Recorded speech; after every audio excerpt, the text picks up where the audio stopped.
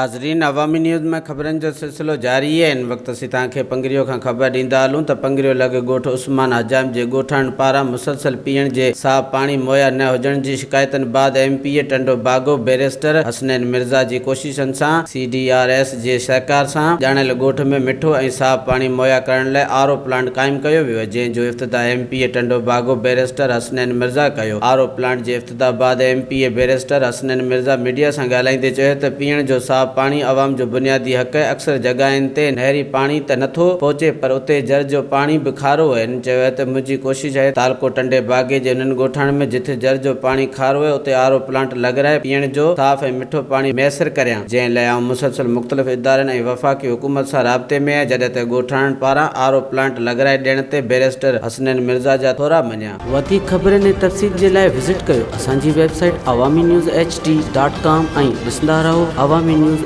HD।